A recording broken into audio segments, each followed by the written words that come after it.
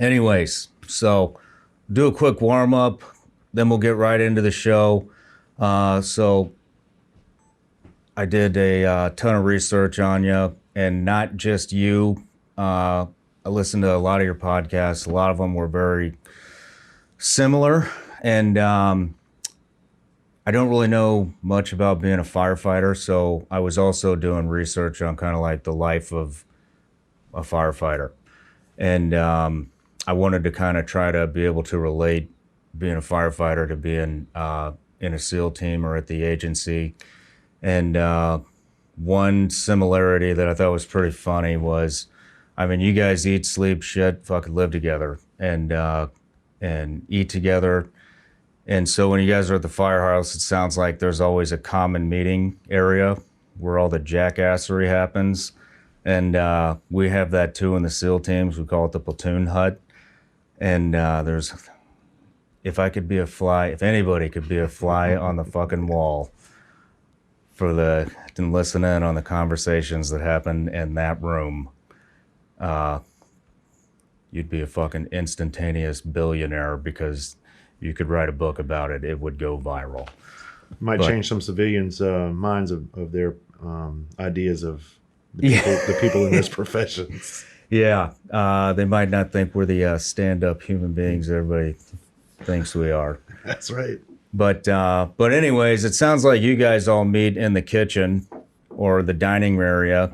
And so is there any conversations that come up that you can think of that are fucking hilarious? Yeah, over the years, man, there's tons of conversations. I mean, we're sitting there when you're breaking bread with your brothers and sisters over the table, and it's kind of like what happens in the house stays in the house. Yeah. And it's like we're a bunch of children, we're a bunch of grown children waiting for that bell to go off, and when it does, you got to run out of there with a plate full of spaghetti in your face. And I think that's where the difference would lie with the SEAL teams. Like when you guys go on an op, you're planning to go on that op.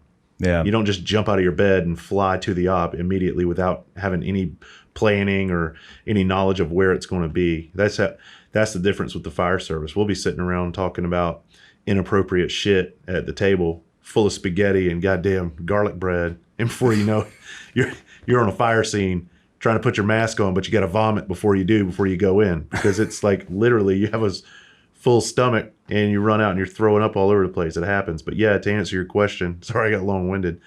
To answer your question, all of the inappropriate shit happens right there at the kitchen table, man. It's all the good stuff, all the bad stuff, all the ball breaking. That's where it goes down. No one thing comes to mind other than a funny emergency call that they went on years ago. And I talk about this extensively, and I'll probably talk about it during the episode of a conversation that took place. And it was about breaking a new guy in over experiencing his first death on the job. And it was funny to all of the old guys, but not the new guy. Well, let's hear it. Or I'll give you an example if you want to save that for the show. So we're sitting in Germany in the platoon hut. That's what we call it, the platoon hut. And there's always like a long table, where all the enlisted scum like me hang out and fucking talk about who we kicked the shit out of, who we fucked, how much ass we got, how much ass we didn't get, all that kind of shit. And all the fights happen, everything happens in the platoon hut. And then the platoon chief and the O's and the leadership have their offices, and they kind of leave the boys alone. But ever since I was a teenager, I've been like scared shitless of STDs. They scare the fuck out of me. Herpes, AIDS, syphilis. And anytime anything happened, even if there was no penetration, I would get fucking paranoid and think I'm going to die. Just a hand job. You can get it from a hand job. Get a hand job, you think I'm going to die. Oh my God, I got fucking herpes, and that probably means I have AIDS and blah, blah, blah. And so anyways, I'm in a platoon hut. We're in Germany. And, we have to get an HIV test, once or twice a year, I think, for obvious reasons. You can't sleep at night waiting on your results. Yeah. And I'm like, fuck. I always get fucking stressed out when this happens, and so I go to medical, I'm getting my blood test, and I'm fucking sweating bullets, and they're like, you okay? And I'm like, yeah, I'm fine. I'm fucking dying here. They're like, are you sexually active? And I'm like, who the fuck isn't sexually? Of course I'm fucking sexually active. What the fuck? I'm on deployment. It's fucking Germany. I'm a SEAL. Can we get this shit over with? Like, how long is it going to take for the fucking results to get in? Did you get the boar punched? We'll talk about that another time. But so they draw the blood, and then, that was probably around 2003, 2004. And, the results didn't come back that quick. So maybe a week. So I got like a week of running around. I had 100% convinced myself that I have the HIV and I'm gonna fucking die. You're planning your funeral. Shit. Yeah. So our medic comes in because everybody has their duty. Like mine was ordnance. The medic comes in, and Chad Wilkinson, who went on to Dev Group and unfortunately is not with us anymore. But Chad, he always had it out for me. He was just always fucking with me. He beat my ass. We skipped the whole hazing thing. He just knocked the shit out of me. And so anyways, we're always going back and forth. Well, he comes up to me first thing in the morning, and the whole platoon's there, 16 of us sitting around this fucking table. And he nudges me and he's like, hey, he's like, Shawn,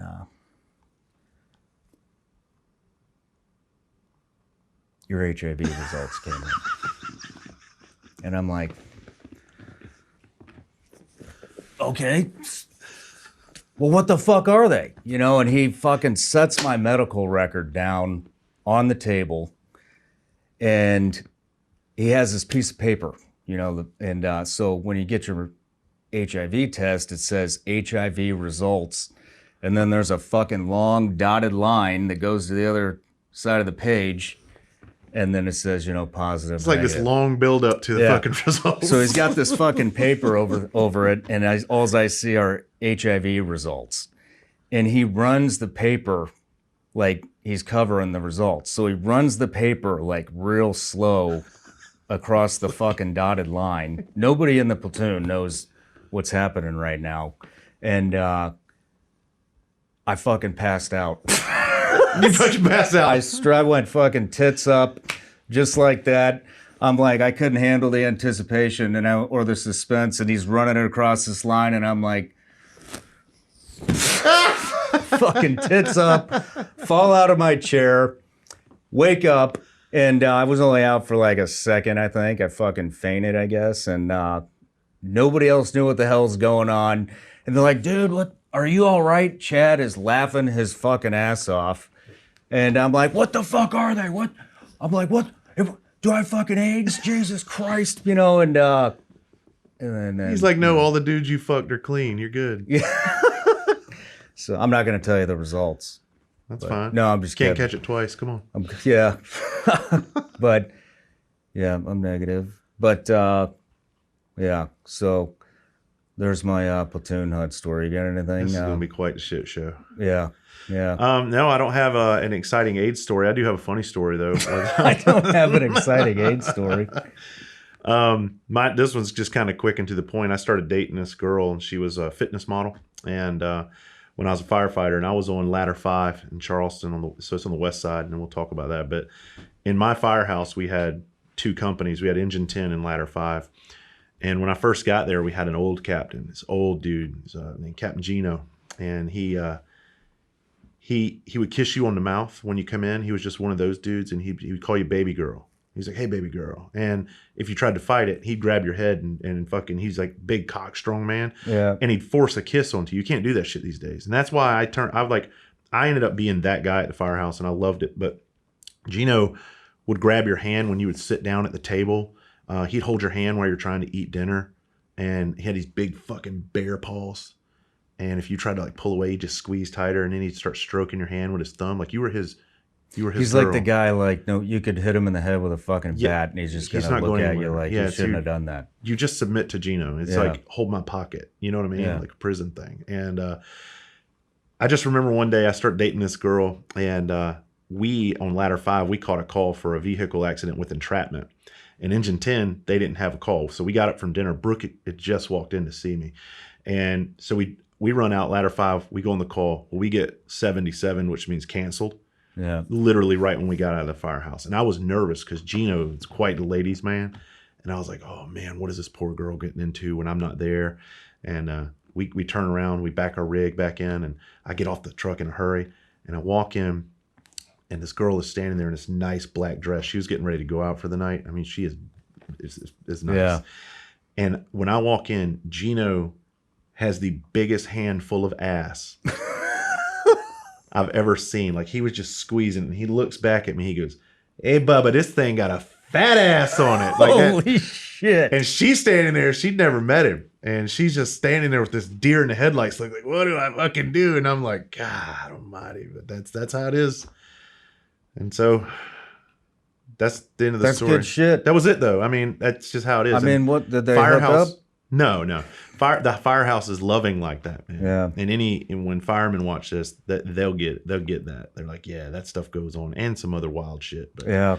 We can't go into everything. But yeah, we can't go into I can everything. What imagine. stays in the house Yeah. what's said in the house stays in the house. What happens in the house stays in the house. Yeah. Anyways, that's the warm up. Let's get on with the fucking show, man. Let's do it. Let's get real.